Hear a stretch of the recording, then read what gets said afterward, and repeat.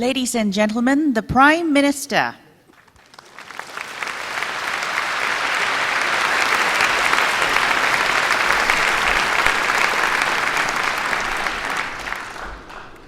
Fellow Singaporeans, good evening. Our economy has shaken off the recession and is now booming. In the first half, our GDP grew by 18% year on year. 1/8. Lots of jobs have been created, unemployment has gone down, Singaporeans can look forward to higher wages and good bonuses. Last year, Singaporeans were very worried about the future, but we've come through the crisis much better and much faster than we expected. Everyone contributed, the unions, the workers, the employers, and the government as well did a little bit. So thank you all for a job well done.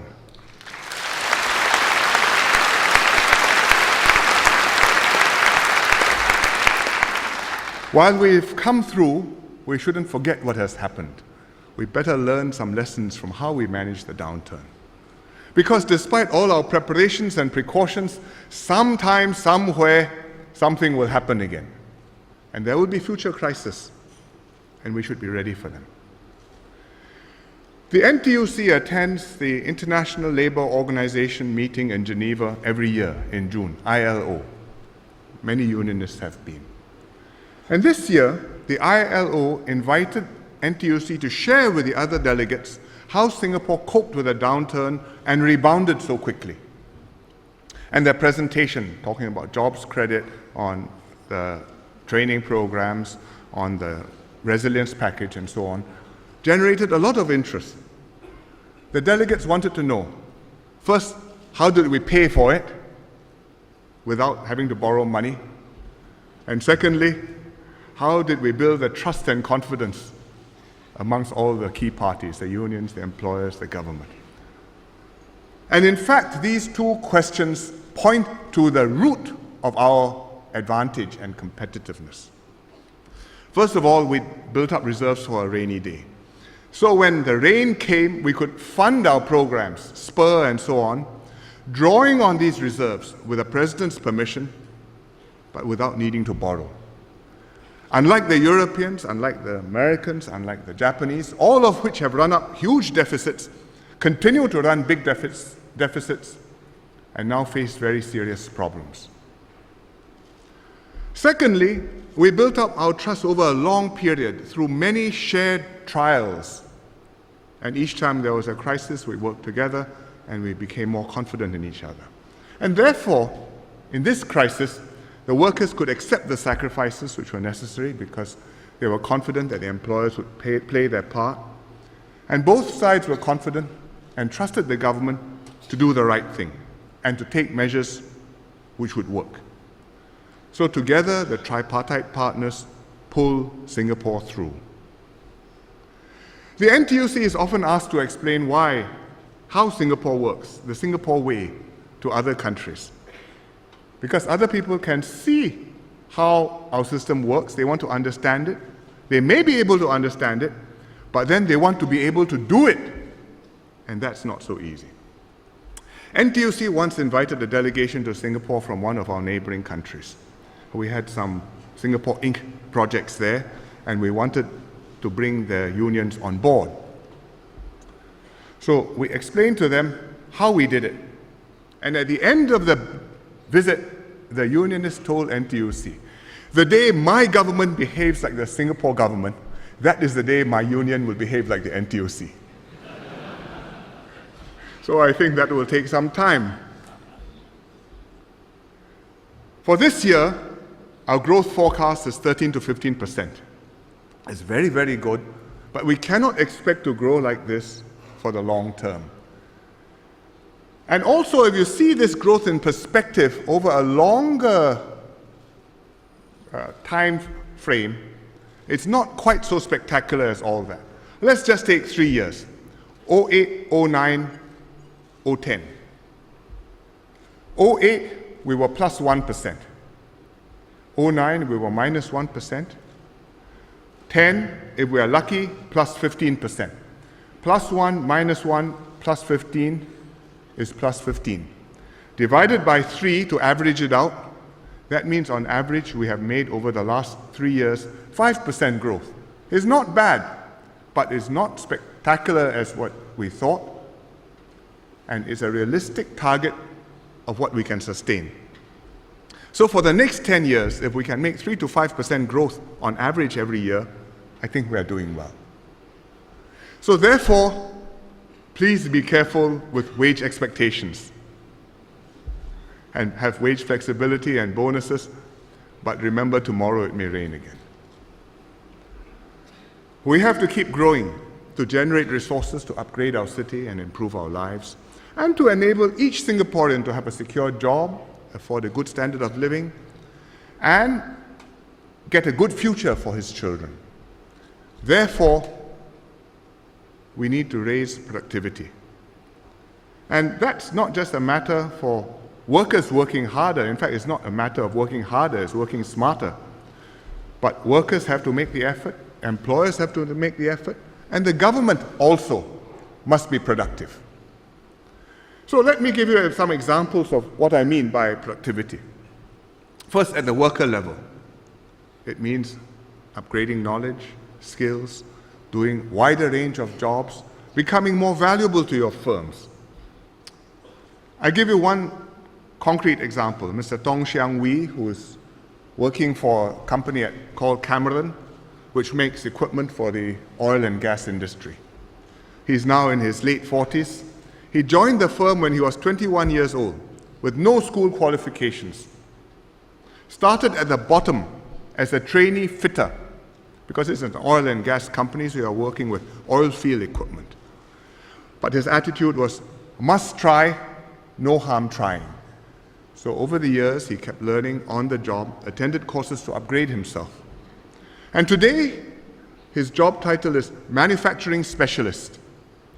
And he oversees 70 technicians and 4 production supervisors.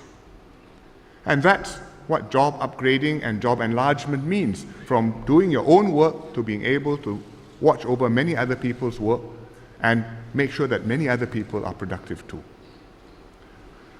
Secondly, employers also play a key role, because for the worker to be productive, the employer must create the right business environment, must find the right business opportunities, and then they can develop expertise in this business, create value, and grow a competitive and profitable business, which can hire productive workers. I give you one example. Our shipyards, Keppel and Sembcorp Marine. They have developed deep specialist knowledge and skills in their business, which is to make jack-up oil drilling platforms. 2 of them are the market leaders in the world, and together they produce 70% of all the jack-up oil rigs in the world. These are oil rigs which go and drill for oil in very deep waters. Recently, you might have read of a major oil spill in the Gulf of Mexico. Deepwater Horizon, owned by BP, exploded, sank, caused a major disaster in the sea and all along the Gulf Coast. Millions of barrels of oil were spilled.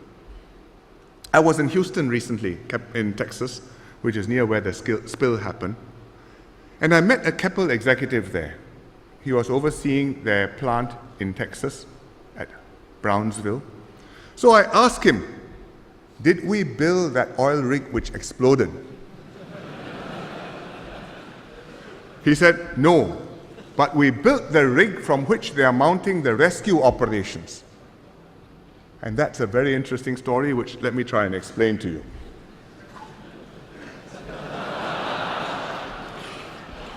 This is not a class, but just trying to make myself clear. Deepwater Horizon used to be here, drilling for oil here, 18,000 feet below the surface of the sea.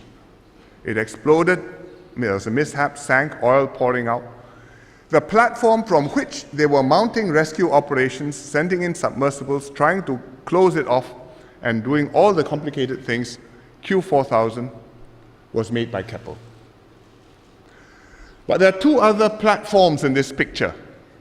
They are drilling two relief wells from here and from here to try and join up with the borehole deep under the sea so as to do a bottom kill, to seal it off with concrete. You imagine you've got to go all the way down and drill through 18,000 feet and find this right spot and join up just there. Why am I explaining this to you? Because this one is built by Keppel and this one is built by Sembcorp.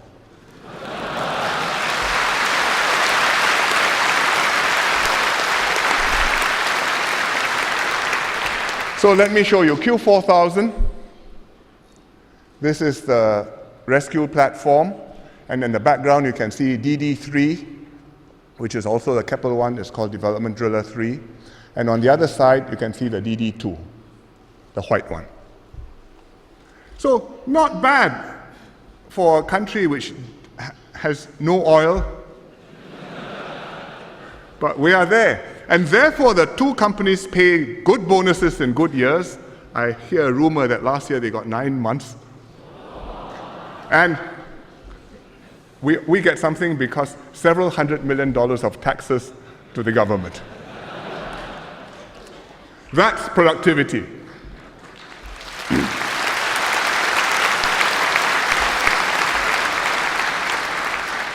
My third example of productivity you may not expect, though many of you will be familiar with it, and that is from the public sector. Because the government also must do the right thing and make sure that it spends money wisely, it spends time wisely, it uses its resources well, and gets results. It's harder to measure government outcomes because it's not always in dollars and cents. But it's still important for us to seek out efficiency gains and to do the best we can. And I give you an example which all the men here should know about. IPPT for NS men. It used to be a very manual process. PTIs, stopwatches, clipboards, pieces of paper, queuing up, waiting, hurry up and wait. But now it's a highly automated process. If you go to one of these IPPT centers and you do your chin-ups or sit-ups, they got sensors to count the number of chin-ups and sit-ups you complete. So you don't have to argue with a PTI. And then when you run 2.4 click, you carry an RFID in your number. It's like what you do when you run the marathon, and automatically your time is logged. When you cross the finish line, they know. And you get good service too, because with this RFID, the NS men can go and check their scores and their status at the computer. There you are, he's got his number, the ID is inside here, and he can see his results anytime. Result, saved manpower. Results, NS men's time saved. And results, also a sense of purpose and efficiency, because then the NS men can feel that I'm going there, I'm achieving something, I've done it, I'm off. No faffing around, no standing around and waiting. And that's what all government departments must learn to do. Productivity has to be the responsibility of all of us, to keep learning and upgrading, to increase our value and contribution. And that is the way Singapore can stay ahead of the competition, our firms can do well, and all of us can improve our lives.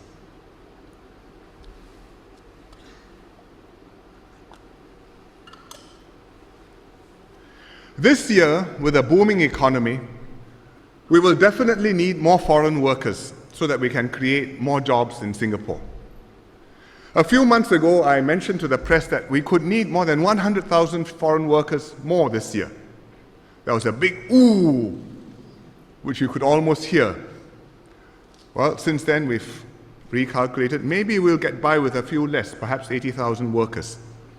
But I said this to highlight the trade-off which we face and which we cannot avoid. You want higher growth, which will benefit our workers. That also means accepting more foreign workers to come and work in Singapore. You choke off the foreign workers, the economy is stifled, growth is not there, our workers will suffer. This is a very hot topic in Singapore, foreign workers and also immigration. And we've held many dialogue sessions with the grassroots, with the residents. And I think the Singaporeans understand logically, if you argue it out with them, why we need foreign workers, why we need this immigration. But they are still concerned about competition for jobs, about crowding, competing for houses or for transport on MRT, and deeper things like the character of our society. And of course, there's the psychological aspect too, the sense that they want to be valued, that make sure that Singaporeans are more valued than foreigners. And these concerns come through many other channels as well. We talk to the union leaders, they will reflect some of them. You read in the newspapers, columns, the letters which are written, sometimes this shows up. When we build workers' dormitories, we have to be very careful. We remember the sensitivities which can be aroused. Serangoon Gardens 2 years ago got very upset because things were not explained well enough. I understand these sentiments because these are legitimate concerns which we take seriously. We don't brush them aside, but we have to weigh them against the plus side of having the foreign workers and immigrants. Why it is necessary for us to let in a controlled inflow so that we can derive benefits from it. So tonight, I can't solve the whole problem. I can't explain all aspects of this problem, but I will try and explain why staying open is going to benefit us and how, and benefit us meaning all Singaporeans, and when there are problems, what we can do to address these problems. We are not the only country grappling with this issue, where citizens are queasy about foreign workers and immigration. There are many countries now which host significant foreign or immigrant populations. So people are coming into contact, mingling, who didn't used to mingle. There are frictions, insecurity, and political pressures which build up. So the issue has become hot in many places, many countries. Even in Japan, which has very few foreigners. In Australia, in Britain, in France, in Germany, Netherlands, even Switzerland, even the US. The US is one of the most open societies in the world. They build themselves on immigrants. But Americans have also grown uncomfortable with the influx, and especially of illegal immigrants, people who are there informally, working, no papers, but if they all leave, America is in trouble. In Houston, in Texas, where I was, the greater metropolitan area has 5 million population, about the size of Singapore.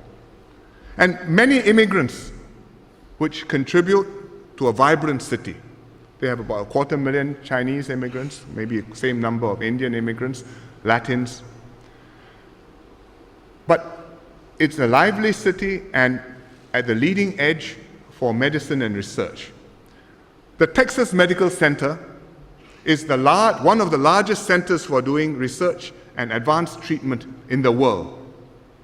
Cancer, R&D, all sorts of things. 49 hospitals, universities, research centers, all clustered around Houston. Full of foreign researchers.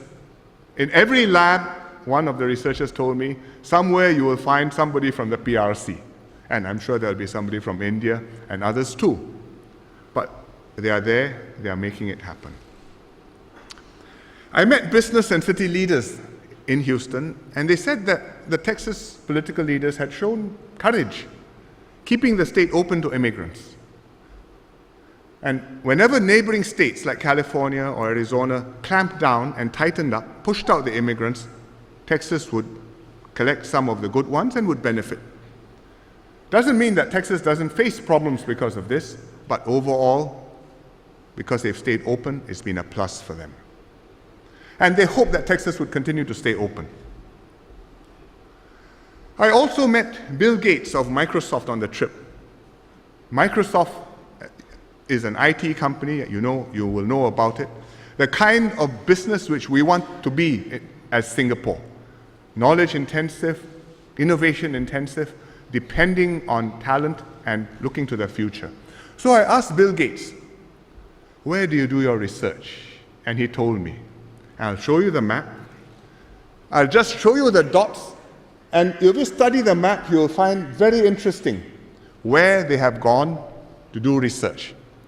They have research centers in America, because Microsoft is an American company. They have research centers elsewhere in the world, because you have to tap talent everywhere. Where are they in America? Redmond, Washington State, up in the northwest. Why? Because the Microsoft headquarters is there. And it's a good place to live. Where else are they? Down in Silicon Valley, where the brain power is, lots of IT talent, lots of Indians and Chinese and others. They've gone chasing that. They are in Cambridge, in New England. That's where Harvard and MIT and other universities are, like Princeton.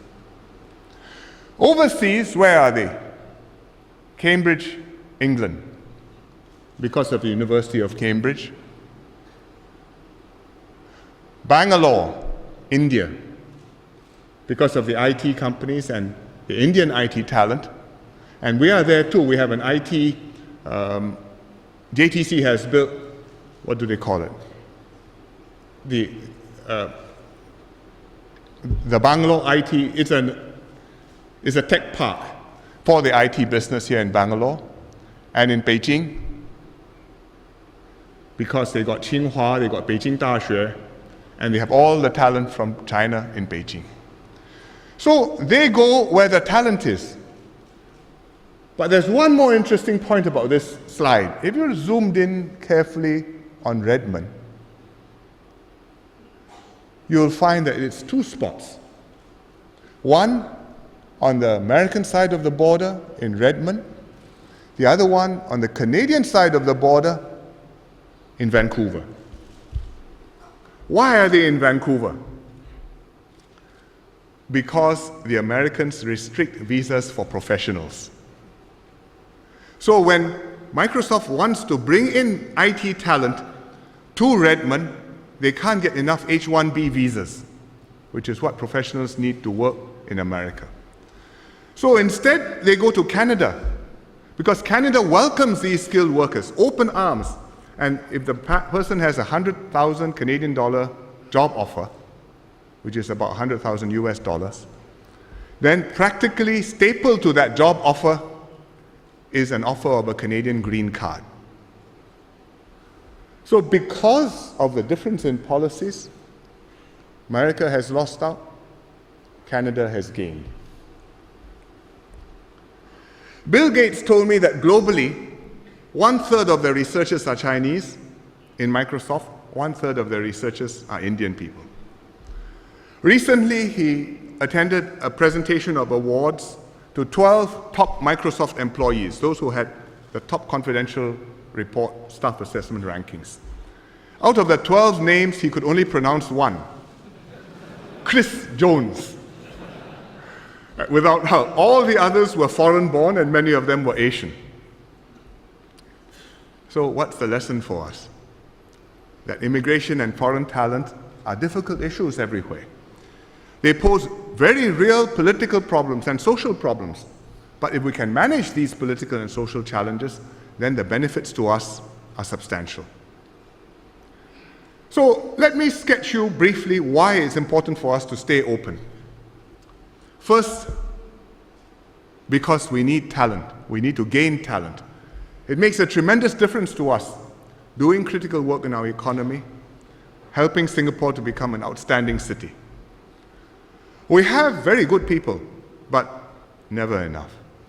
And therefore, we need to draw from all over the world to supplement our local pool.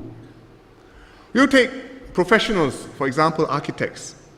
There are lots of talented young architects in Singapore. Recently, URA held an exhibition, 20 under 45. And they published a little book showcasing the outstanding works by 20 young architects below 45 years old. The majority of the architects are native Singaporeans, although quite a few are foreign-born. And the foreign-born ones include the two architects who built the Pinnacle. Husband and wife team The husband, Mr. Koo Peng Beng, is from Ipoh, now a PR. The wife, Belinda Huang, is from Selangor, now a Singapore citizen.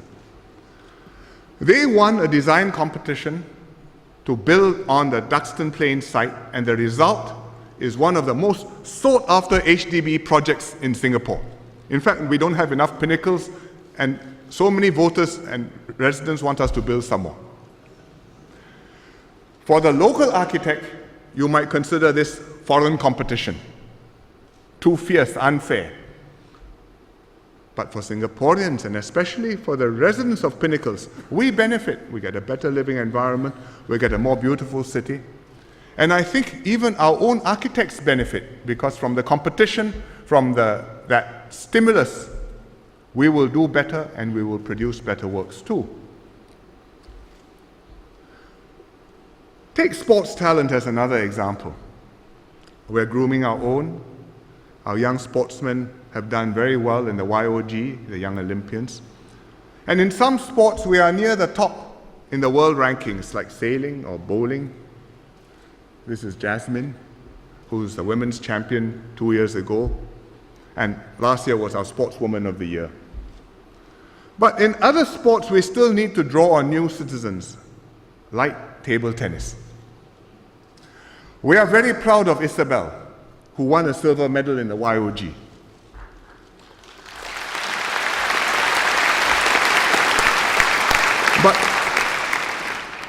But we have too few Isabels. And so we have topped up. And our women's team has done very well. They won the silver at the Beijing Olympics. Here you see them receiving their medals.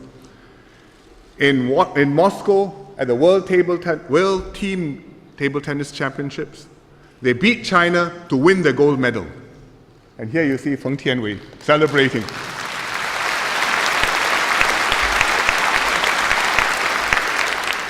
Our team players may not have been born here. I don't think they speak good Singlish. But they've chosen this place to be their home. They are playing for Singapore, flying the flag for Singapore, and when they win, the band plays Majulah Singapura. So we should cheer for them.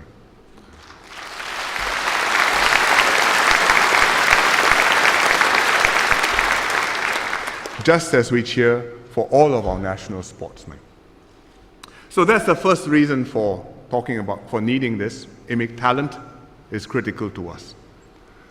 The second reason is we need reinforcements to grow our economy and create better jobs for Singaporeans. The foreign workers supplement our ranks and enable us to build successful companies. You take Keppel and Sembcorp again. They are world beaters. Together, they employ 20,000 people in Singapore, of whom 5,000 are Singaporeans. The other 15,000 are foreign workers, professionals. Without the foreign workers, the Singaporean jobs wouldn't exist. Of course, the converse is true too. Without the Singaporean brains working the system and bringing the foreign workers together and organizing them, the foreign worker jobs wouldn't exist either. So they are complementary to each other. The shipyards employ foreign workers and professionals from many countries all over the world. You just take a look, some of the flags where the countries are. Asia, we would not be surprised. Europe, you would not be surprised. Russia, South Africa, Brazil, Chile. So, because they come from all over the world, they bring a wide range of skills and experiences, knowledge about different countries, different markets, and therefore they have become world beaters, Keppel and Sembcorp. And it's good for us. The final reason we need immigrants is to make up for our shortfall in babies. Our efforts to produce more Singaporean babies have not yielded results. Not yet. 2 years ago, I made a long speech in the NDR about new measures. Last year, we produced fewer babies than in 2008.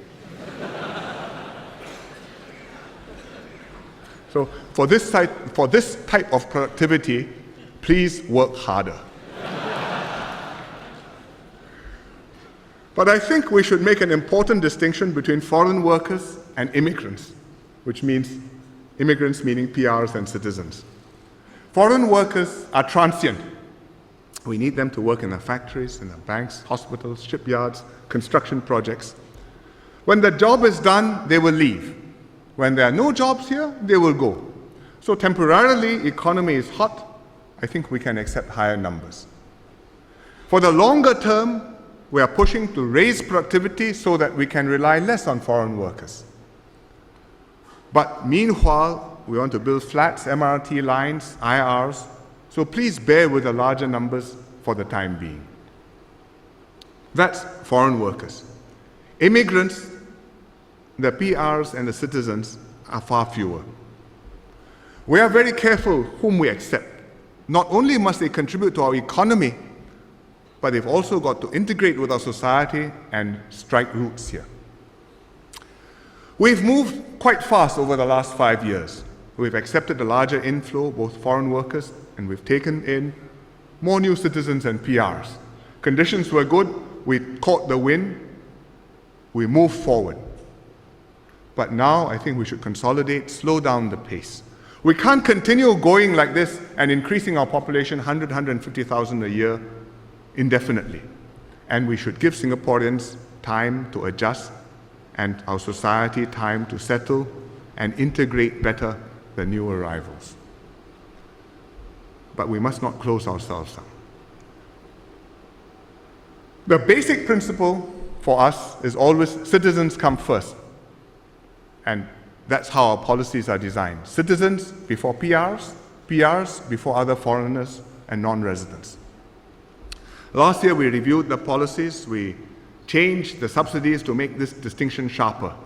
So education fees, healthcare subsidies, housing subsidies, all adjusted so that it's quite clear that the Singaporeans get the best deal. But not everything is reduced to subsidies and dollars. There are other less tangible issues too, which I will also talk about. Not to dismiss them, but to explain how we can manage the problems and enjoy the benefits of the inflow while limiting the downside. First of all, competition from foreigners. I think many Singaporeans accept the economic logic that the economy needs these foreigners, but they fear the impact on them. What if a foreigner takes my job? What if my own wages get pushed down? I understand this, I empathize, and in fact, we take measures to help to protect Singaporeans. For example, as I explained in Chinese just now, we don't allow the foreigners to come in uncontrolled because otherwise we will be swamped. And we restrict the foreign workers through dependency ratios, through the foreign worker levies, so that when you hire a foreigner, the employer pays an extra foreign worker levy to discourage him from hiring the foreigner and look for a Singaporean instead.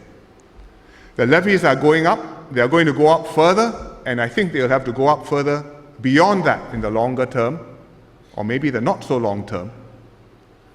I think some employers may feel the pinch, but it is necessary because we need to manage the inflow and not have an indefinite number. On the other side, we have workfare, which helps low-income Singaporeans, so that when they work, they get a top-up to their wage from the government. And that makes it more worth their while to work and improves what they receive, and overall, they end up better off compared to the foreigner who gets no workfare. This year, we're going to spend $400 million on workfare, giving it to 400,000 Singaporeans. That's a lot of money, and I think it's a lot of help to our lower income group. But the protection can only go so far. If you lack the skills or you're not competitive, then it doesn't matter how high the foreign worker levy is or how generous the workfare is, the jobs are still going to go elsewhere. Just like Vancouver could take jobs from Redmond, so too many countries can take jobs from Singapore. And we have to understand that. I've discussed this question with the union leaders regularly, and they understand the logic. They were more worried a few years ago when the flows were growing, and they were not sure of the impact on Singapore workers. but now their members are quite convinced that their companies benefit from being able to hire foreign workers. And the union leaders say, yes, it's not an issue with my workers because they understand that the foreigners and the Singaporeans complement each other. And at the firm level, within each of the companies, the foreigners and the Singaporeans workers work well together. They gave me this rather nice example of workers in one hotel, where the housekeeping department employs both locals and foreign workers. And the locals are the aunties, the more experienced ones, and the foreign workers are the younger ones. And the aunties treat the foreign workers like their own daughters or nieces. So when they arrive in Singapore, they help to orientate them, even help them to cook or unpack, or pack their food for them. And the heavier physical tasks like turning over mattresses, younger foreign workers will be able to do. And between the two, they've worked out a good working relationship and become firm friends. So much so that when one of the foreign workers applied for PR, the supervisor and the union rep both asked the management to assist in the PR application. I'm not sure whether she succeeded, but it shows that the unions and the employers and the workers are getting on well, which I think is very important. The second worry of Singaporeans is whether the new arrivals will integrate into our society. Will they identify with Singapore?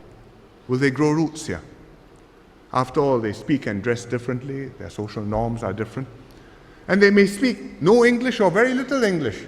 So it's harder to fit in and communicate, particularly with the non-Chinese. We encourage the immigrants to learn English. Our community centers will offer basic English courses. And I think if they'll come and pick up a few words, this proficiency will help them to integrate and therefore become more ready for permanent residence or citizenship later on, should they apply for it.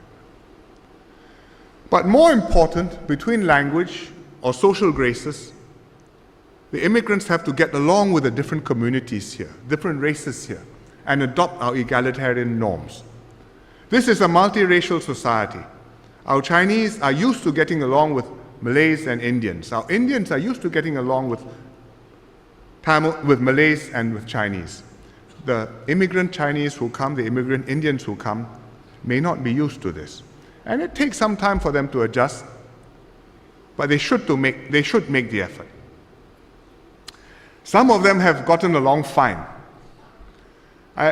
We have foreign workers now working as bus drivers in SBS. I asked the CEO, how does it get along? And he said, well, it's not bad. They sometimes get flack, but sometimes it works out very well. And he gave me an example of Ms. Zhao Xiaodong, who comes from Dalian. And she's the bus captain of Service 109, from Serangoon Interchange to Changi Village, going through Pasir Ris. And she's well liked by her passengers, especially the Pasir Ris residents. So at one point she had to go away for a week. Several of the commuters wrote to SBS. They said, what's happened to our bus driver? She's polite, she's caring, she's considerate to pregnant women and the elderly. Have you transferred her to another route? Or maybe she's left SBS. Whatever it is, please bring her back to Service 109, which I think is where she still is. So I think at the personal level, if you can get on and the relationships can be established, that's a tremendous help. Singaporeans too should do their part to understand and integrate in the new arrivals. Some of these activities, we do many of these activities. Some of them are more serious activities, like bringing the immigrants here. They are at the Army Museum. This is the People's Association doing national education, preparing the new generation of NS men. And anxious parents behind. But some of these activities are more light-hearted. For example, this one. This is Singapore Shiok. It's a handbook produced by SMU, done by the students, in order to guide international students coming to Singapore. And this young man is an international student studying hard in Singapore.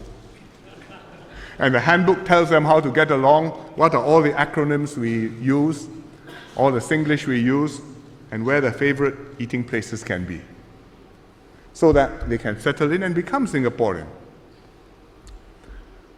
But individuals should also help new arrivals to ease into the community, because the key to this is not just your arguments and the principles and the logic, but the personal ties and the friendships.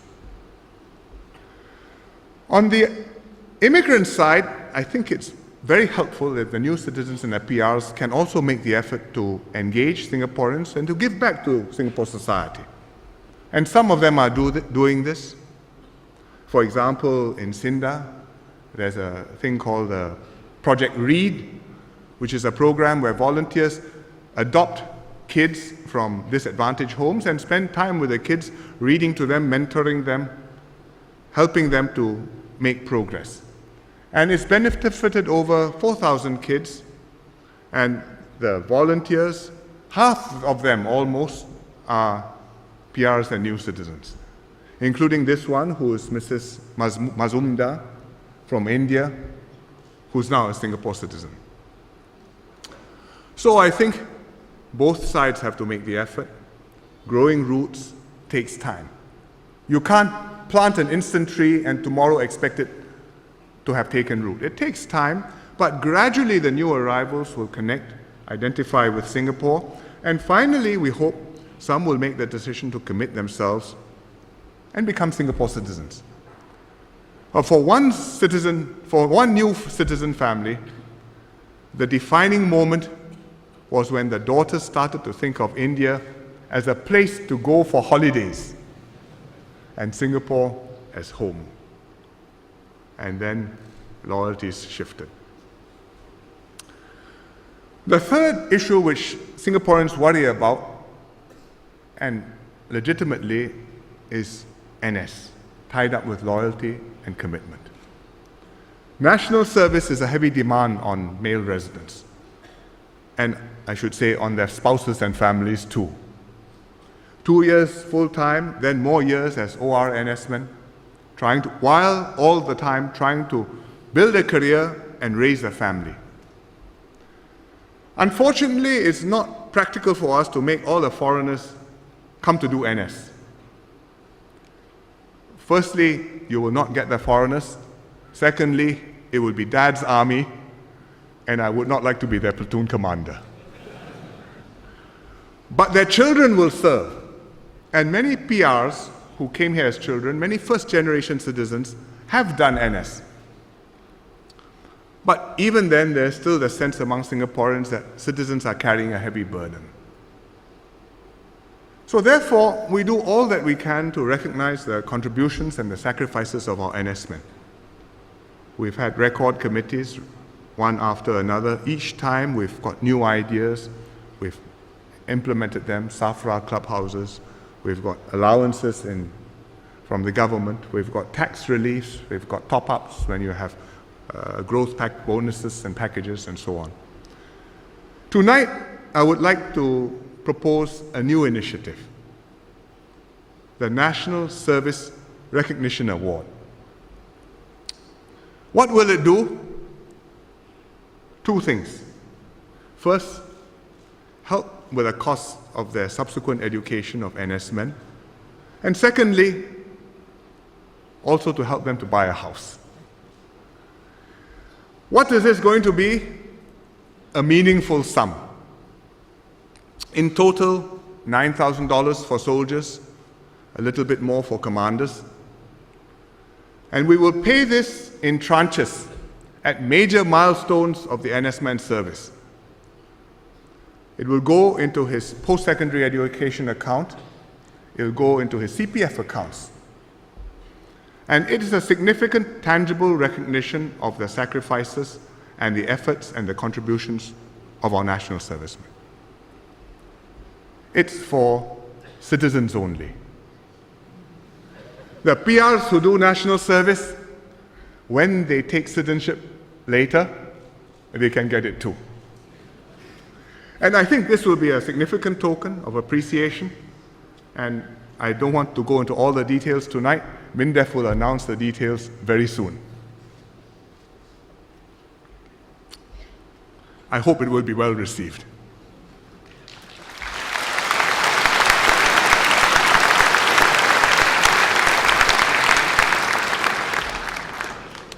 Finally, there's an issue of crowding and congestion. Too many people in Singapore, there's not enough space, solitude. Will we have enough facilities for Singaporeans and foreigners?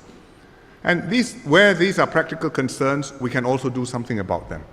School places, I talked about in the Chinese speech just now, we will ensure enough school and university places, and we will upgrade our system so that everybody gets a good education, which I will talk about later on. Transport is another area where people worry about congestion, especially on the trains.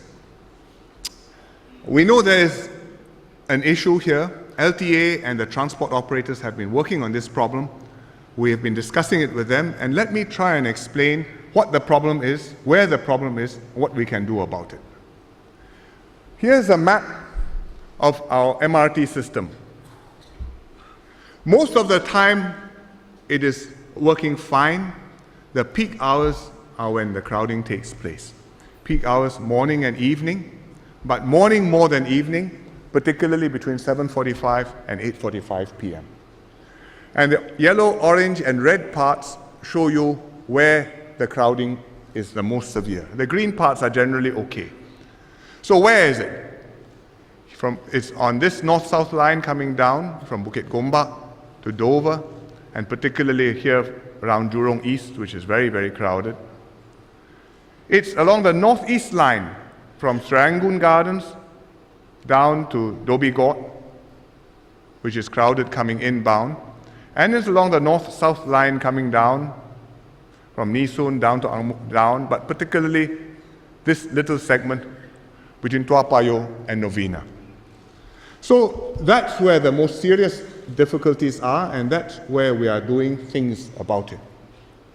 First, for this segment from Bukit Gombak to Dover, we are modifying the Jurong East station. The work will be done by May next year. We're getting new trains. With the new trains and the new station, we'll be able to run more services during peak period. I think that will help a great deal. Along the northeast line, from next year, we will run an extra train during the peak period in the morning. And that means shorter intervals, less waiting for passengers.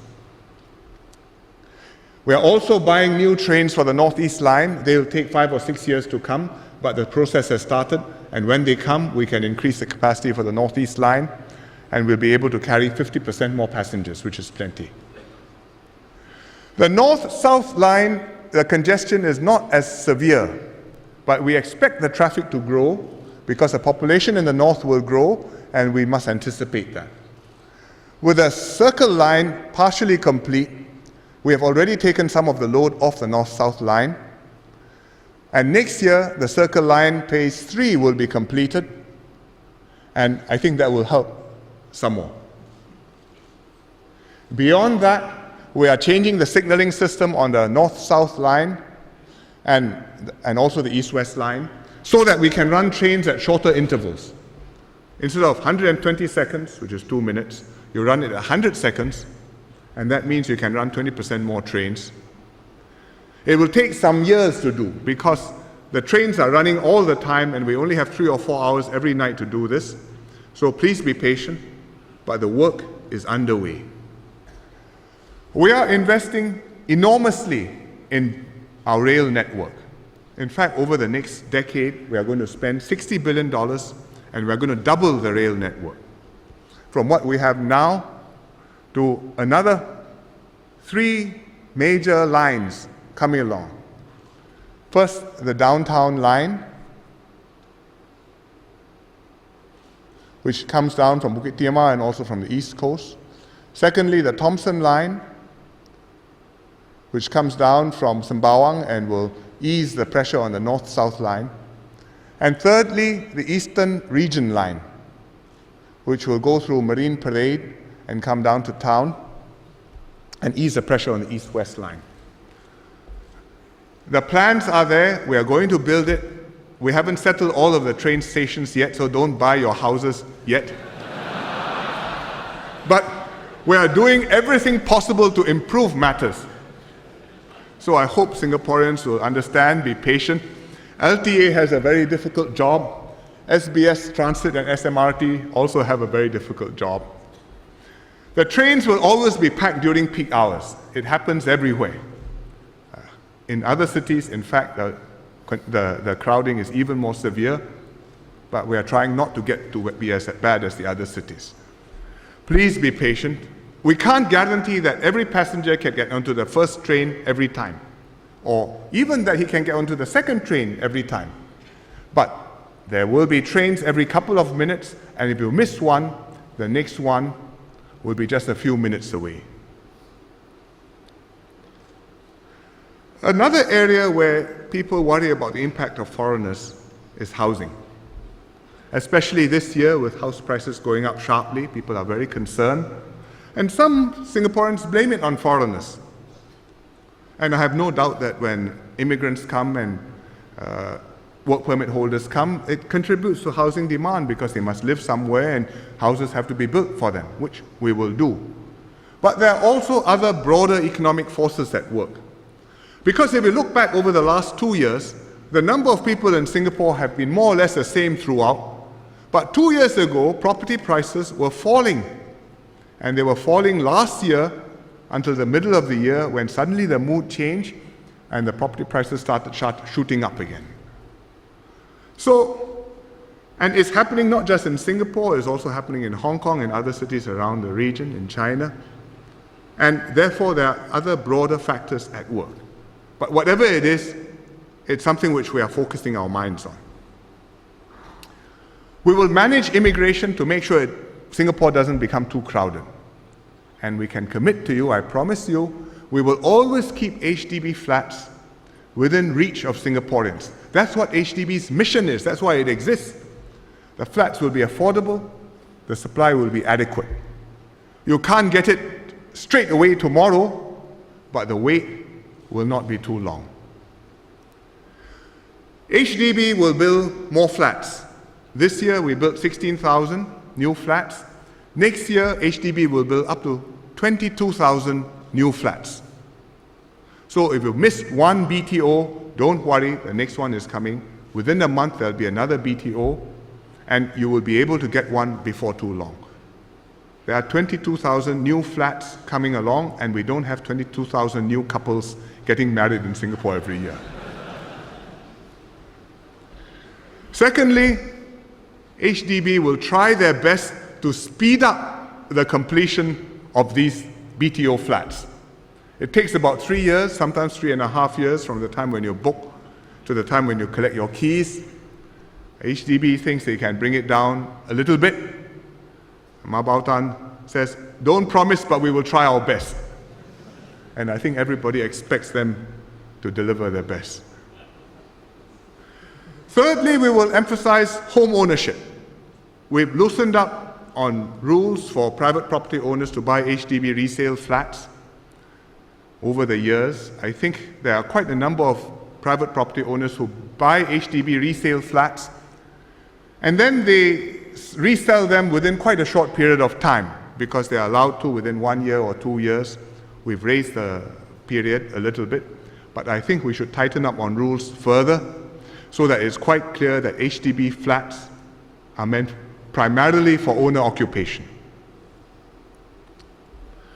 That takes care of the vast majority of the population, 80%, all those who earn less than $8,000 family income and are eligible for HDB flats. But there's a sandwich group, those who are earning a bit more than $8,000, but who can't quite afford private property. So we have the executive condos, and those between 8 and 10K family income can presently buy executive condos, which they will get a housing grant, 30,000, and they arrange their own financing. But I think this group is quite anxious about falling between so they are not eligible for for HDB, and they can't afford private property. They are anxious, and I think their parents are also very anxious, because the parents say, I will have to help to fork out for my kids.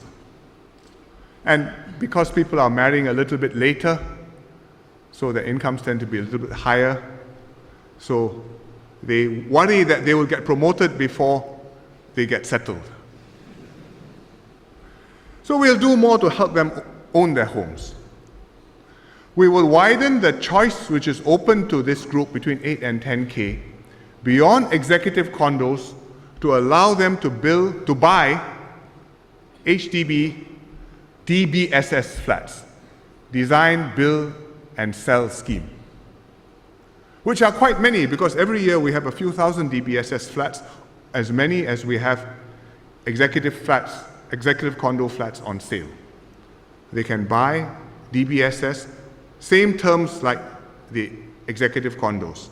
30,000 grant, arrange your own loan. And we will release more land so that we will build more ECs, more DBSS, and there will be enough supply for this group of Singaporeans as well. The third part of the property market is the private property market. We've twice acted to cool the market, once last year and once in February this year, but the prices are still rising, the cash over valuations are still high. I think we need to do more. I don't want to go into the details tonight, otherwise you will remember nothing else about my speech. Tomorrow morning, before the market opens, MND will put out a press statement and Mabautan will hold a press conference tomorrow. But our purpose is to make sure that in the long term, Singaporeans can own their homes and afford it, and it will be a gradually appreciating asset which will grow as Singapore grows, so that Singaporeans can benefit. There are many pieces to this story of immigration and foreign workers and talent and competition and so on, and we need to draw all these threads together to manage them holistically and make sure that Singaporeans benefit and the impact of these policies is well managed. We don't have a ministry to do this, but we will set up a population and talent division in the Prime Minister's office. It's like Public Service Division, PSD, which is also in the Prime Minister's office, with a permanent secretary at a ministry level. So PMO will cover it, but I will delegate this, and the minister in charge of the Population and Talent Division will be Mr. Wong Kan Sing. And he will coordinate the work of Home Affairs, of MOM, of MTI, of MCYS, and make sure that all our policies fit together and the implementation works out well and everything runs okay. But finally, the success doesn't just depend on the government policies. It's also the personal links and relationships and how individuals fit into our society and how we accommodate and we welcome them. I give you one real example. Ms. Dahlia Ho, who is currently a medical technologist at Changi General Hospital. She helps with the pathologists examining specimens. She came to Singapore from Hong Kong at the age of 14 in the mid-90s. At first, she was a bit scared of Singapore because she had heard that in Singapore, not allowed to drink Coke, not allowed to chew gum. It's actually untrue, but that's a rumor. And when she went to her new school, she was one of only a few foreigners, and she was quite worried about fitting in. But then the local students found out that she was from Hong Kong and knew about the Hong Kong film stars and song stars, and so bonded with her because she could share information about these stars with them. When she started working in Changi General Hospital, her supervisor, who was a local Singaporean, guided her, mentored her, and made a very big impact on her life. Because the supervisor was understanding and supportive, so when her mother fell ill and eventually passed away, she had to take time off, and the supervisor accommodated her and made adjustments. So because of the kindness shown to her by the Singaporeans whom she came across over the years, she decided to take up Singapore citizenship recently. Now, she is married to a local-born Singaporean, whom she met in JC, and I hope they have many babies soon.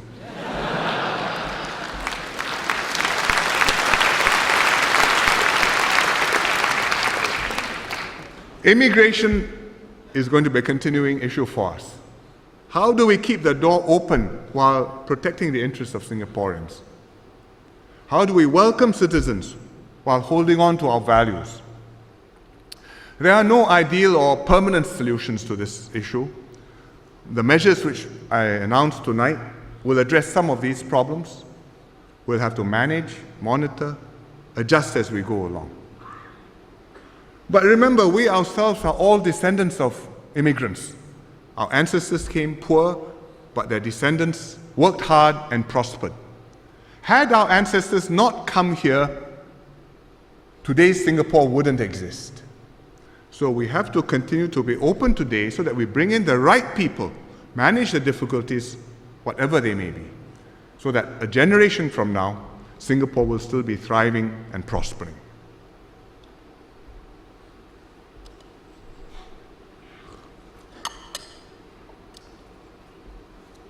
For all Singaporeans, whether you're local born or whether you're a new arrival, education is one of our most important priorities.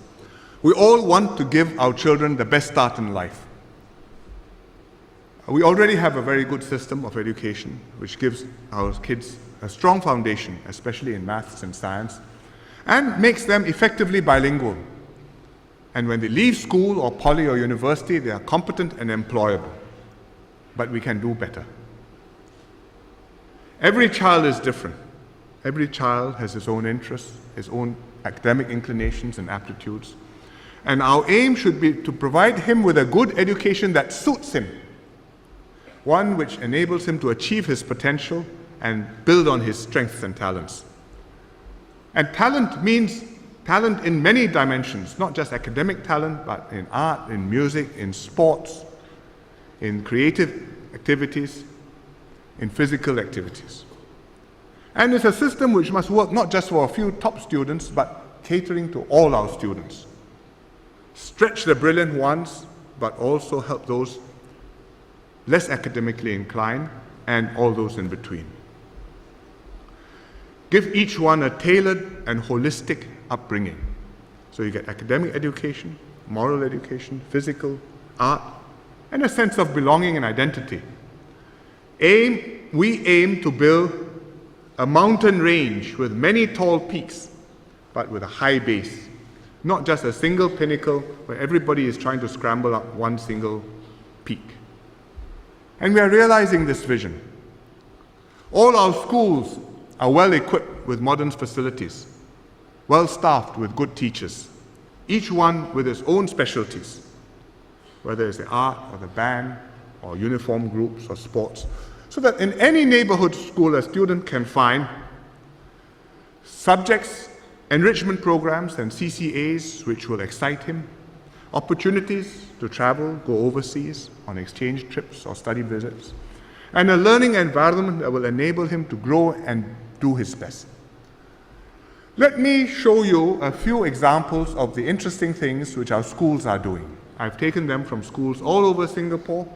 There are art activities, there are music activities, there are dance activities, there are adventure activities, science, a whole range of things done in many schools all over Singapore.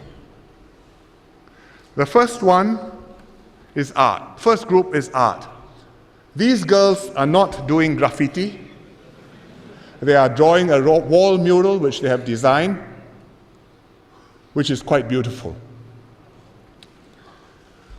Kids also get a chance to practice batik painting. This boy is obviously very pleased with his creation. And they also do art in other unusual forms. For example, floral displays. This Naval Base Secondary School, they had a floral club, and they participated in the Singapore Garden Festival, which was held recently. They put in an entry. Here you see the girls putting it together, and they won a third prize. In music, we have unusual activities too. This one is the fusion orchestra, or called the Nusantara Orchestra at Siglap Secondary School. The teacher responsible travels around Indonesia to find the right instruments to fit into the orchestra.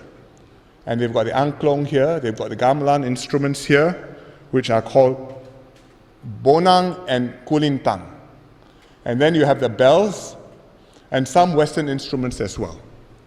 And all this in Siglap Secondary School. Primary schools start early. This primary school is performing Mulan, adapted from the Disney musical. They can almost go to Broadway. In dance, you see hip hop, which I'm told in this school doubles as a PE lesson. Or cross-cultural dance. This group was good, so they went to Hong Kong Disneyland and performed there. Or traditional Balinese dance. In Bali, Bukit Panjang Government High, this is for students on the IMAS program, the immersion program for Malay language, and they went to Bali and they're learning Balinese dance. The NCC does exciting things. It's not just carrying a rifle around, marching and square bashing. This is not the Singapore Zoo. It's the Rajasthan desert in India, and they're going camel trekking. And every year we have an expedition because we have an exchange program with the Indian cadets. In science, our students do lab work. These girls are doing DNA profiling as part of life sciences. They make robots. This is primary school's children. If you look at the pieces, you will not know what they're trying to do, but it's meant to be a robot which can pick up a ping pong ball, follow a black line, climb obstacles, and then deposit the ping pong ball somewhere and win some kind of robotic championship. And you can see the robot going through its paces. So, these are mostly neighborhood schools, which I've picked from all over Singapore, doing good work. But not just doing extracurricular or co-curricular work, they are paying attention to the academic studies too. And one of the principals said to me, I asked him, what can I tell Singaporeans about you and your school? He says, give us a chance to show what we can do for your children. Because not everybody knows that the schools are doing this kind of work. That in every school, you have caring teachers, you have nurturing environment, and you have the chance to do well and be your best. But being Singaporean, we're never satisfied, and we must still do better. What can we do? In the primary schools, I think we should do more to nurture the whole child. Develop their physical robustness, enhance their creativity, shape their personal and cultural and social identity so that they are fit, they are confident, they are imaginative, and they know who they are. I am a Singaporean. We will maintain our strengths in maths and science, but we need to strengthen soft skills like oral expression, like presentation skills, so that we can raise their language proficiency and confidence, speak up, so that they can speak up whether it's English or mother tongue, but give a good account of themselves. We need to pay more attention to PE, to art and music, and get teachers who are qualified to teach PE and art and music. So we will continue to improve the teacher-student ratios, train more, recruit more, train more specialists, and make sure that they get a good foundation in primary school. At the end of primary school, there's a big examination called the PSLE. Everybody knows about it. In many cases, the parents take the exam together with the kids. I think it's right that the students take exams seriously and the PSLE seriously because it's a basis for how you get admitted into secondary schools. And it's a fair and meritocratic system. But I think we should also see exams in perspective, whether it's the PSLE, whether it's the O-levels, whether it's the A-levels. An exam is not meant to be a do-or-die test. It will not determine the whole future of your child. If you do well, that's good. If you didn't do quite as well as you expected, there will be opportunities later to do better and to prove yourself again. And in the PSLE, you may or may not get into the particular school which you choose or hanker for. But if you can't get into that one, there will be other good choices for you, and many good choices. So if you do less well in PSLE than you expect, than you hope, there will be opportunities later to catch up, to prove yourself, and to enter competitive programs later on. That's how we design our system. That's what we are going to make happen, and already does exist to some extent. It's not easy to convince parents. I've met parents who come to see me and they particularly want to go to one school. So I said, but in Ang Mo Kio we have quite a number, so I named them a few which I commend to them. And they look at me and say, please write for me. So I will try, but I can't write for all of my residents, and if I could write for all of my residents, MOE couldn't say yes to all of my requests. So I think we have to see it in perspective, and we should not put so much pressure on our kids, which can be counterproductive. But we can do things to lighten this pressure and to give people more good choices at secondary schools. So we will widen the range of options. The most popular schools, the most popular programs we can replicate and bring to more schools. So that you don't have to go to school A in order to take program A. You can have program A in many different places. Like the integrated program, the IP. We are going to expand the IP. What is the IP? It's the through train. So students who go into the IP from Sec 1, they go through to JC, and then they take A levels, but they skip the O levels. If you are confident of making it to university, that's a good choice. And we've been doing this for 3 years now. The results are good. We've got 11 schools doing this, and we're going to expand the IP program to 6 more schools in Singapore, 7 more schools at one. And I hope that will allow more good students to choose this option and get into an IP program. And the way we're going to do it, these new 7 schools are going to have dual track. So if you get into the school, you didn't get into the IP program, but you may still get into the school. You have a chance later on. So later on, if you do well in Sec 1 or Sec 2, you can get into the IP program and then proceed from there. So the PSLE doesn't matter quite so much. I think that will give more choices to many Singaporeans. We will also enhance the secondary education for the academically less inclined students. Normal tech students often prefer an ITE approach, the way they are taught in the ITE. So we've tried out to enhance the NT program in several schools. It's worked well, and we will learn the lessons from this, and we will apply them across the board in NT's courses in Singapore. So that when you go to the NT, normal tech, that's also a good option for you because we will prepare you well to go to ITE. It'll be more practice-oriented, industrial attachments, and so on. We started 2 special schools for the kids who failed PSLE, couldn't get into NT.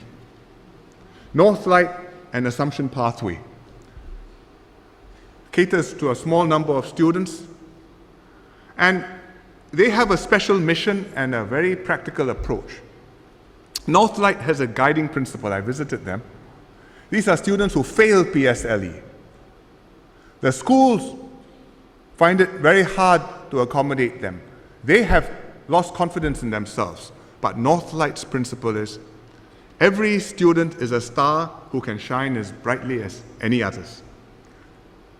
And so the facilities and the curriculum are geared to help the students do well, like this program where they're being taught culinary skills in the kitchen. And the students gain confidence, they enjoy going to school, they respond. And one of them said, and I quote, I'm not Superman, but I will be more than a bird or even a plane. It's not bad. And the key success factor getting him to that point is to have the teachers with the passion and the training who will build their self-esteem, their resilience, and their social skills, emotional skills, and get them to want to improve themselves. So learning from Northlight and Assumption Pathway, we will set up 2 more specialized schools for normal tech students. So we have a broad range of options for a broad range of kids. Beyond secondary, post-secondary school, there are many routes, ITE, poly, university, and we must make sure that all the students graduate whichever way they go, relevant skills and finding good jobs. The polys are a very important institution. They're doing well, they're getting more students than before, and high-quality students, and they're doing courses which lead to exciting careers, like courses in pharmaceuticals, like these students from Nanyang Poly. So we will enhance this, expand the existing 5 polys, upgrade the older ones, spend $700 million improving poly education. We will introduce a through train for the polys as well. Just as you have through train to go to A levels, so too for the polys, the good students in the normal academic stream, instead of going normal academic, O levels, and then poly, should go normal academic, go to poly. The poly will give them an extra foundation year, direct admission, and then carry on with a poly course, instead of O levels. I think it's a better use of their time.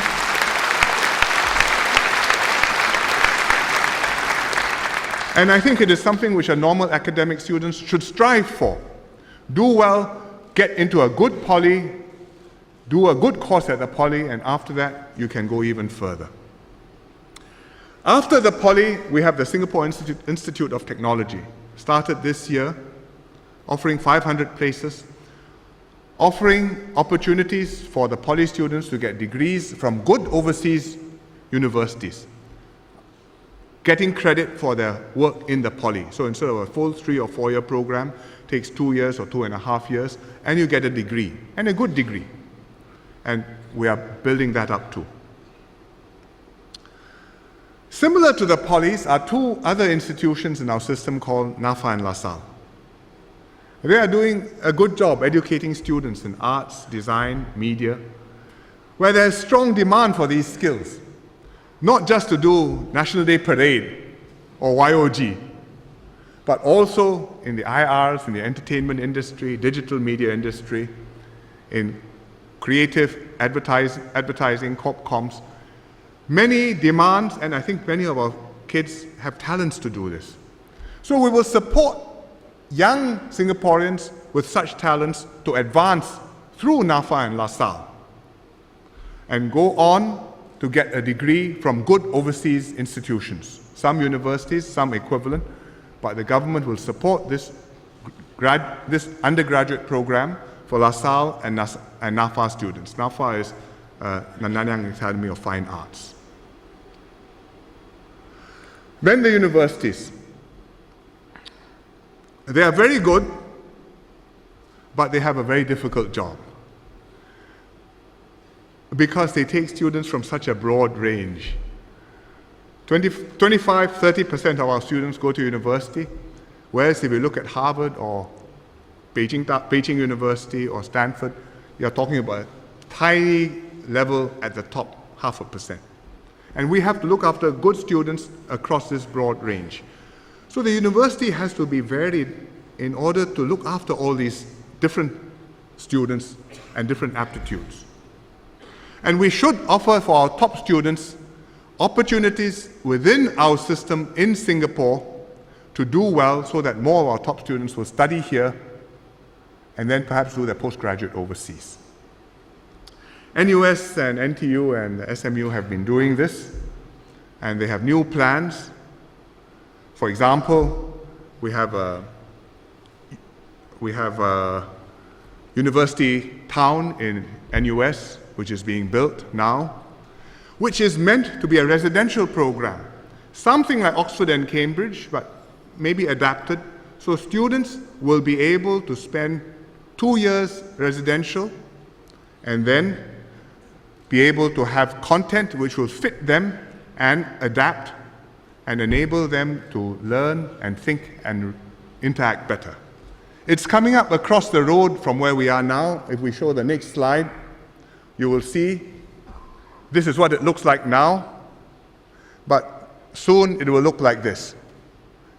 This is Clementi Road, AYE is here, and we are here, so this complex is behind us somewhere in that direction.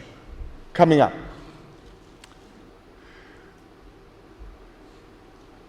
NTU also has plans. We are needing to train more doctors. We don't have enough. We put a lot of programs in. We need to train still more. So we are going to start a new medical school in NTU, which will be done together with Imperial College in London.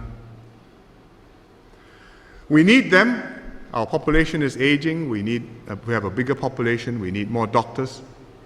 And I think this new medical school will enable us to train more doctors, get more Singaporeans to become doctors, and also allow us to train more foreign students here to become good doctors living and working in Singapore. All this is going to cost a lot of money. The government will pay more, but the people who attend the courses also will have to pay somewhat more. But we will make sure that we keep it affordable, because we will have scholarships, we will have bursaries, we'll have loan schemes, and we make sure that anybody who can benefit from the education, he will get that education regardless of his family circumstances. One source of funding for the universities, which we should build up, is donations and endowments. So that if the universities have their own money, can raise their own money, then they can launch new initiatives which will benefit students and not depend all the time directly on government support. The existing universities have built up these endowments, and the government has helped them to do this, and we will do more of this. So over the next 20 years, the government will commit $4 billion, $4,000 million to the universities to help them build up these endowments. Create a Singapore Universities Trust. We'll put some money in the trust. And when people donate to the university, for the new ones, we will match 3-1. So please donate generously.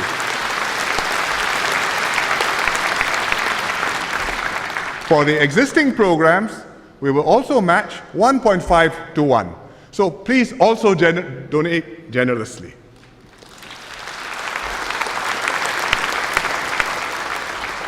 And we will also encourage donations to the polys and the ITEs, because actually it's not just about the dollars. It's about getting the alumni to be engaged, to pay attention to their alma mater, to want to contribute and help, and to build up a good institution. And that applies to the universities, it applies to the polys, it applies to the ITEs. The universities are already doing this. I think graduating classes are donating. Poly students, many of them have done very well in life. ITE, I expect some will too. And I hope that they also will do the same. So this matching scheme of government grants will also apply to people donating to the polys and the ITEs.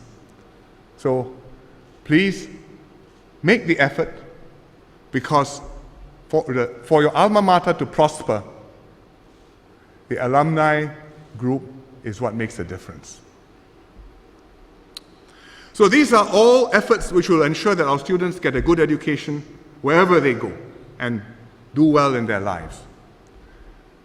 It's the most lasting gift which you can give to the next generation.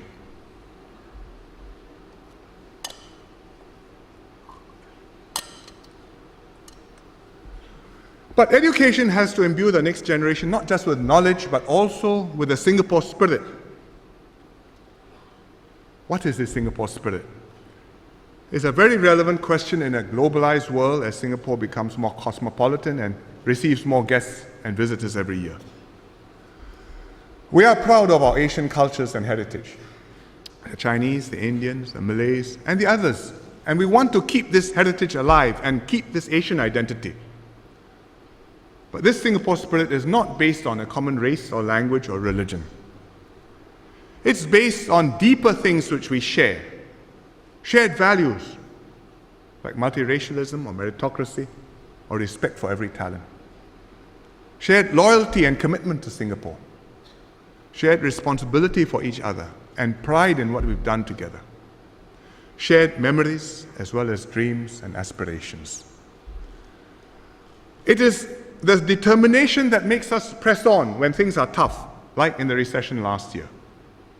That the trust that keeps us together when forces try to pull us apart, like when we encountered extremist terrorism after 9/11. It's a competence and a quiet pride and discipline that makes sure that things go right, like when we hosted the YOG. It's a confidence that we will prevail come what may. It's the spirit in each of us which makes Singapore work the way it does and which makes Singaporeans special. Mr. Rajaratnam long ago drafted the National Pledge, and he wrote, "Being a Singaporean is not a matter of ancestry. It's conviction and choice." We've got to maintain a Singaporean core in our society, which is stiffened by the Singapore spirit. And around this core, we can gather talent and resources and use them to build a better Singapore. As the IT people say, we want to keep an open architecture. The kernel must be protected. Make sure no viruses come in and make it malfunction.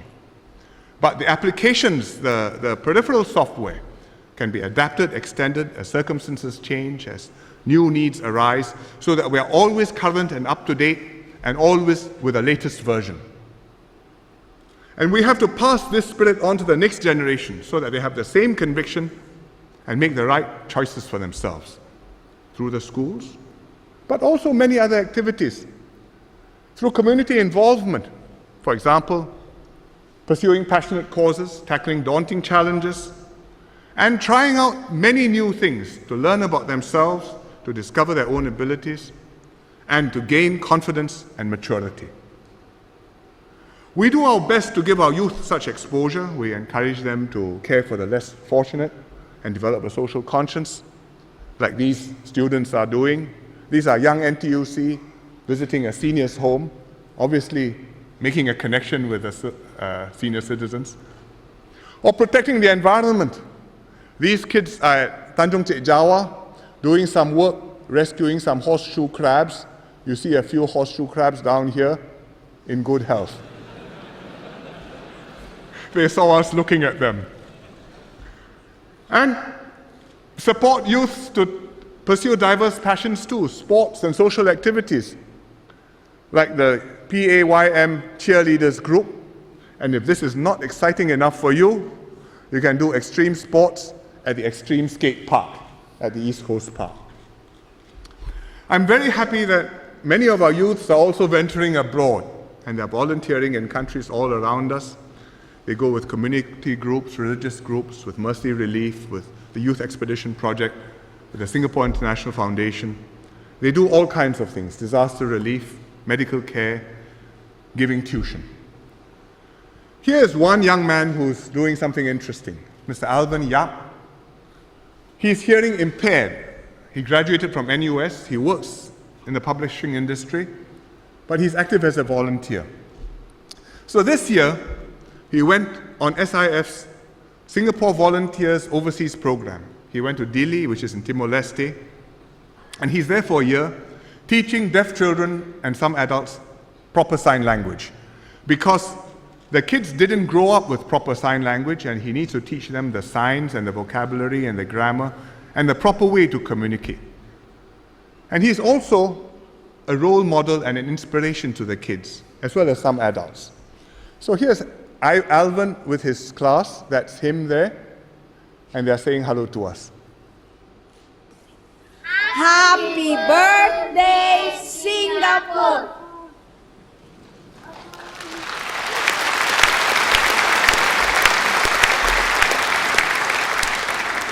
Alvin is here with us tonight. He's on a short break in Singapore. I think he's up there. And he'll soon be back to Timor-Leste again. Welcome, Alvin.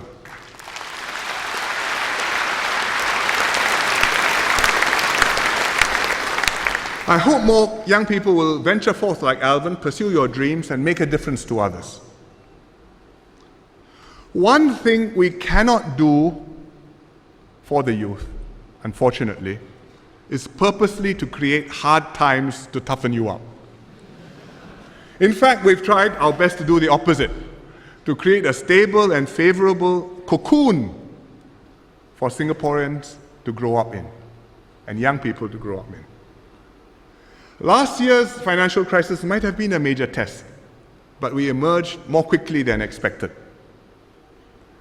But the world is still a dangerous place. Nobody can say for the next 50 years it'll be as stable, as peaceful, as prosperous as the last 50 years. Nobody can tell what it will bring. Dr. Goh Keng Swee worried about this problem. Before he retired in 1984, he made a speech where he talked about many things, but amongst them he addressed this issue.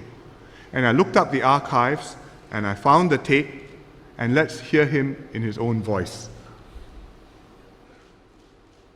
A new generation is emerging.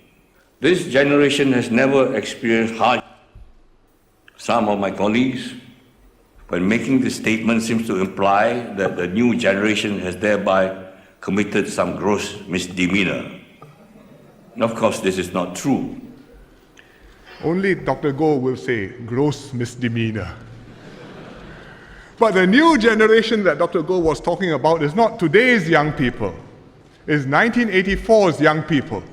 That means us when we were young. But in the quarter century since Dr. Goh spoke, I think Singapore has not done too badly.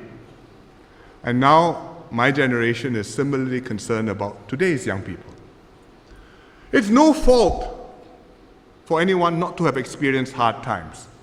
It is not any misdemeanor at all. There will be challenges and crises enough in your lifetimes. And we will prepare you the best you can and hope that the first time you encounter a real crisis, you'll survive the baptism of fire, emerge toughened, and so will Singapore. When Dr. Goh passed away in May, Singaporeans were reminded of his enormous contributions to Singapore in the economy, in defense, in education. And many people lamented that the younger generation knew too little about what he did or how much we owe to Dr. Goh. And they suggested naming something after him so that Singaporeans would always be reminded of what he had done. I agree. Dr. Goh was instrumental in building up the SAF. Here he is in a colonel's uniform, inspecting officer cadets, passing out. He built not just hardware, tanks and fighter jets or battalions and squadrons, but a thinking SAF with capable commanders and staffs and soldiers who can outwit and outmaneuver the enemy. Today, much of the hardware that Dr. Goh acquired has already been superseded by newer and more sophisticated equipment. This is a Hunter jet. You don't see this on National Day parades anymore. But we wouldn't have F-15s on the National Day parade if we had not started off with Hunter jets with Dr. Goh. But Dr. Goh's emphasis on developing talent and on a thinking SAF endures. The Singapore Command and Staff College is the highest institution for training senior officers in the SAF. It has a handsome home in Safety MI, and all officers headed for senior positions in the SAF sooner or later will attend advanced courses here. We will rename SCSC as the Goh Keng Swee Command and Staff College in Dr. Goh's honor.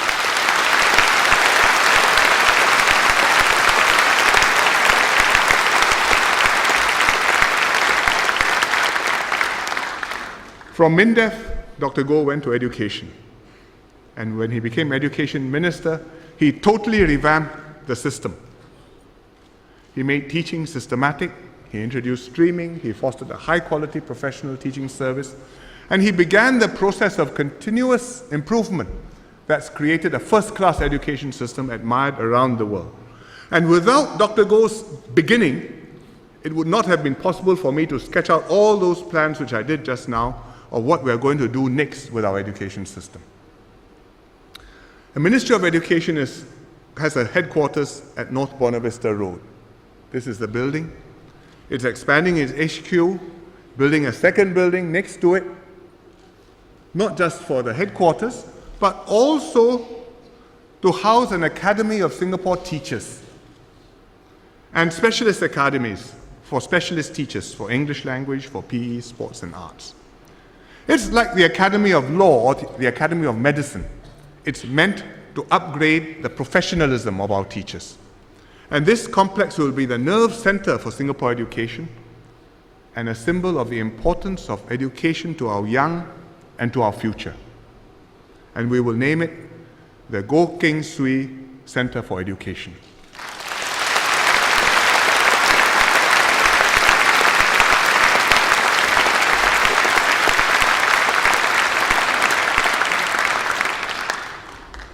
Dr. Goh didn't make his contributions alone.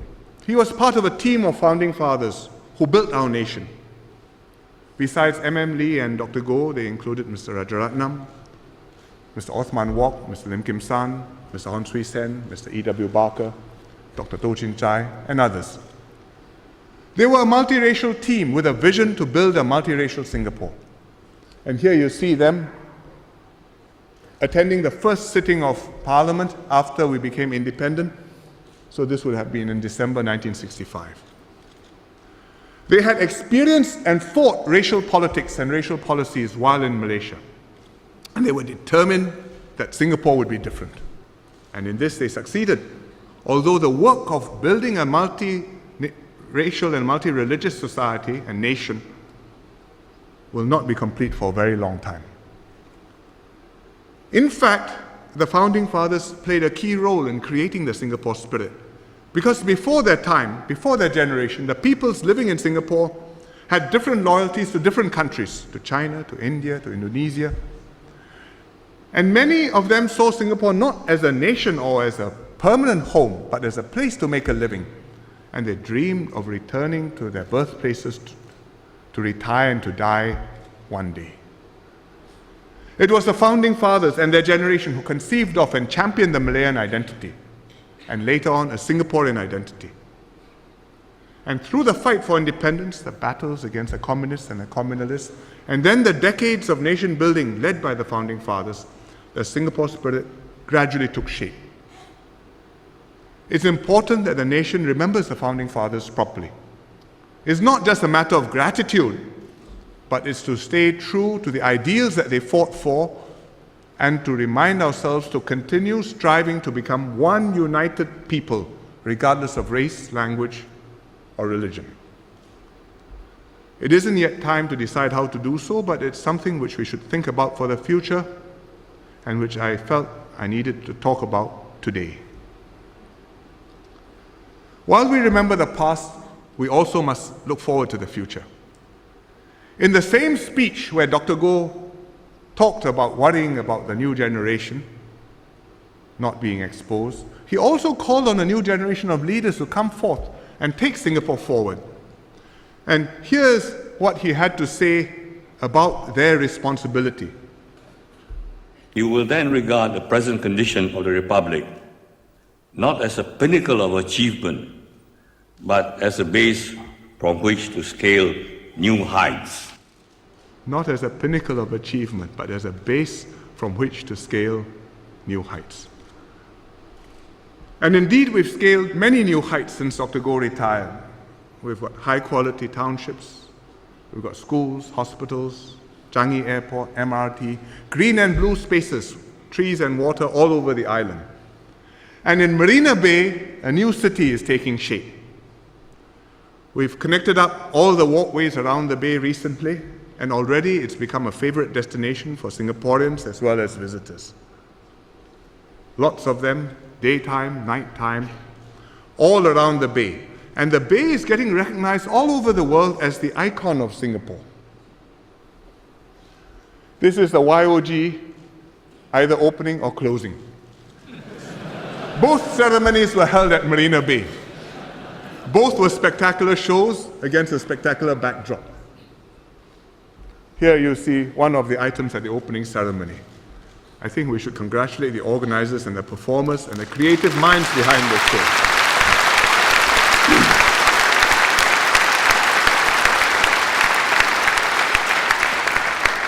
Singaporeans took part enthusiastically in the Games and supporting the Games. And you can clearly see this in the journey of the Youth Olympic flame.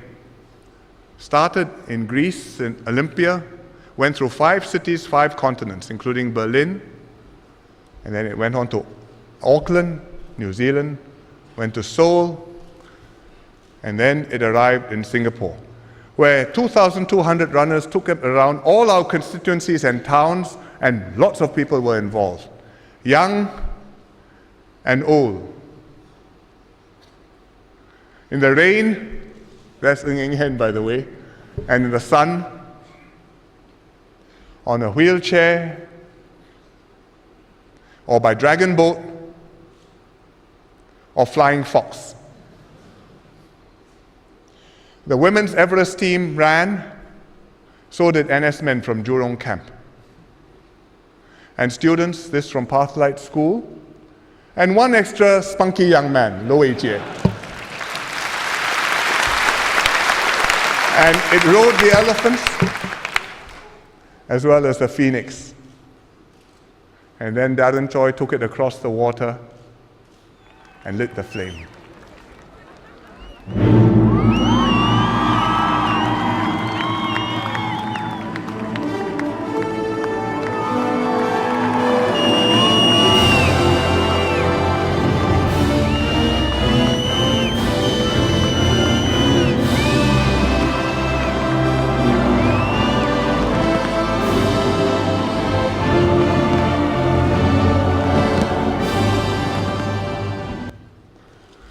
So I think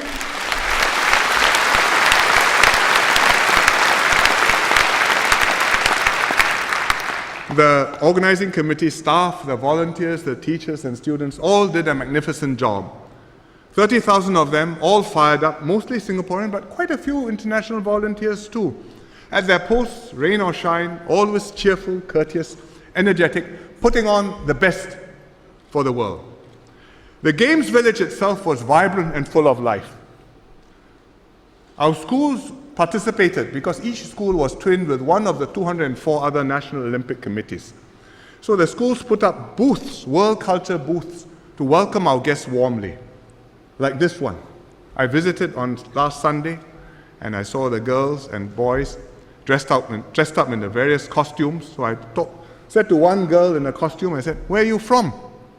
She said, "I'm from Singapore." Which is quite right, that's a Singapore identity. Our young Olympians put in their best. All our swimmers achieved personal best times. This is Rainer Ng, who got a silver medal and broke the national record. And many of our other athletes also got personal best times. Altogether, we won 2 silver, 5 bronze medals. Bravo, Team Singapore.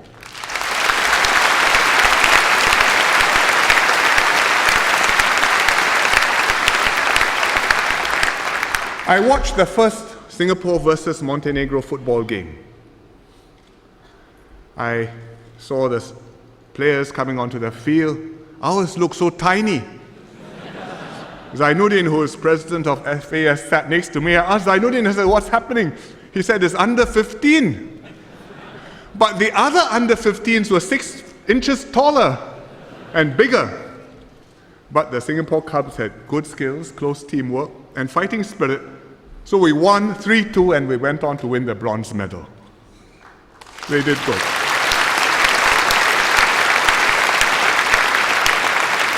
The athletes, the visitors, the International Olympic Committee, all were impressed.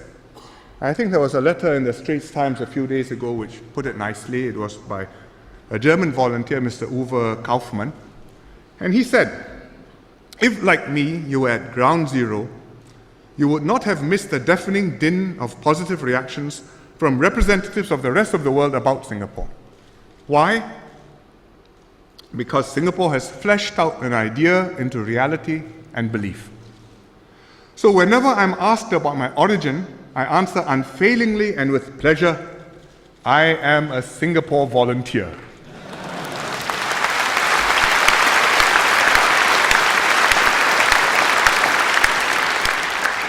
And by the way, I love the catered food.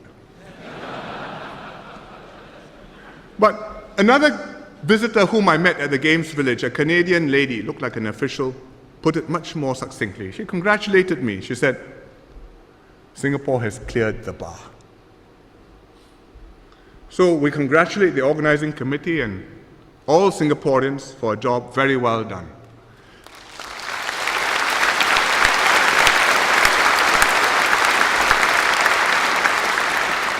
The YOG journey shows what Singapore is about.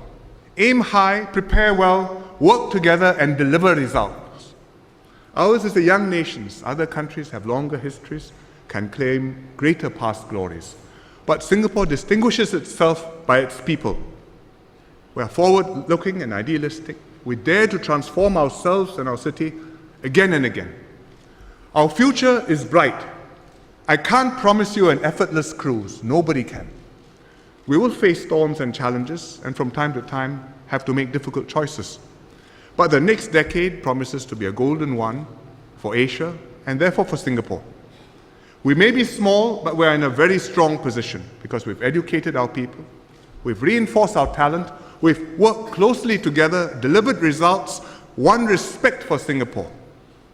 So with good leadership and a close-knit team imbued with the Singapore spirit, we'll seize the opportunities around us and take our nation to the next level. Good night.